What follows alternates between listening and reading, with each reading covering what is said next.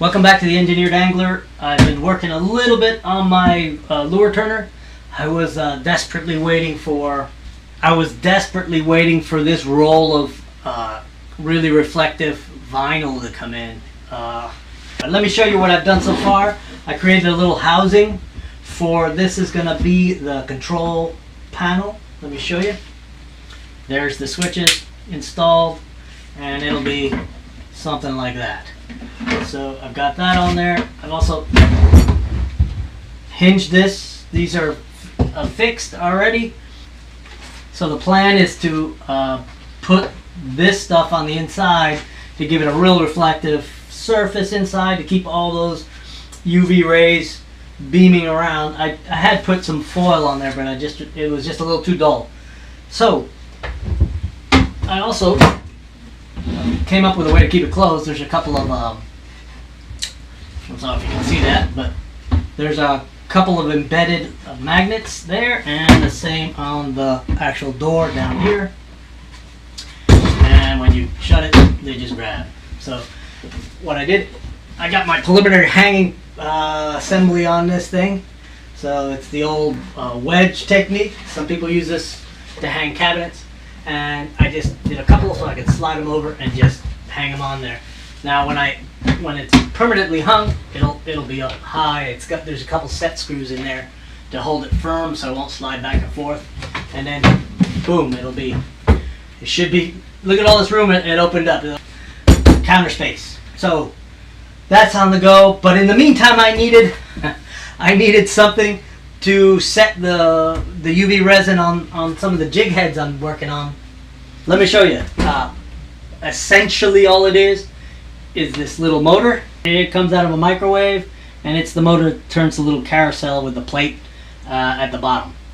What I did was I did a relatively simple little gizmo here, and I don't know if you can see that, but I took the end of a rivet, filed it down so it has that C shape that fits in that little C shape, or D shape, however do you see that, whatever, and then that fits in there, and you got a nice sturdy little clamp, alligator clip if you want to call it that, and then you just put this back on there. And the nice thing is I set it up with magnets so I can pull it off, assemble this, and then mount it right there so it's ready to go. This is a UV floodlight. I bought it online. It's Chinese-y, inexpensive. It's like 15 bucks, but it does have the right frequency. The wavelength is the right wavelength.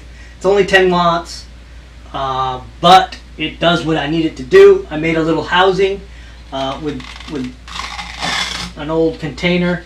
I lined it with that vinyl, and it's kind of coming unstuck, but I lined it with the vinyl to sort of create a little bit of a reflective surface, keep everything reflecting back in. It's not exactly parabolic, but most of the rays should bounce back somewhere into the center of the radius of this thing, more or less.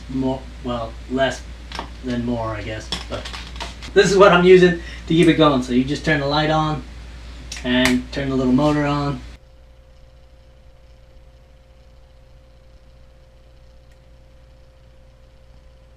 If you're going to use UV and it's going to be open and it's going to be exposing you to the UV light, your eyes mostly, get yourself some UV laboratory protective eyewear. They're orange and they're real simple. They're not expensive or anything. You can get some to fit over your dorky glasses if you wear them. So in the meantime, while I've been sort of without a real lure turner, I've kind of reverted back to my single lure turner. You might recognize this.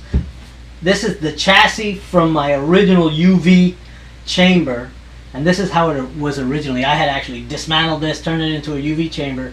But this is what I used to use when I was making one lure at a time, which I do mostly now anyway.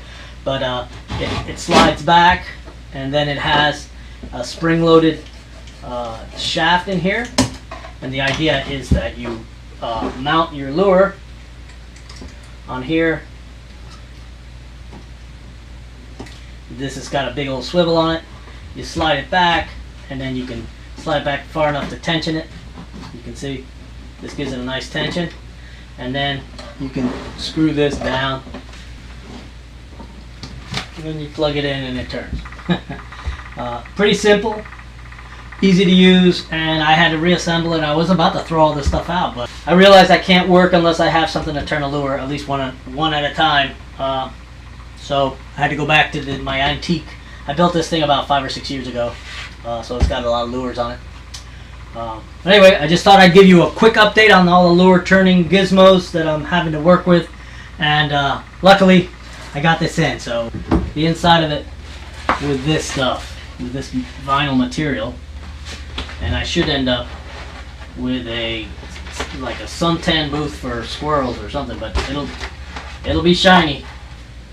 When I'm completely finished assembling this beast, I'll do another video, and hopefully there'll be a few lures on the inside turning, and we'll be back in production, and I'll be able to do more lures and show you some more techniques.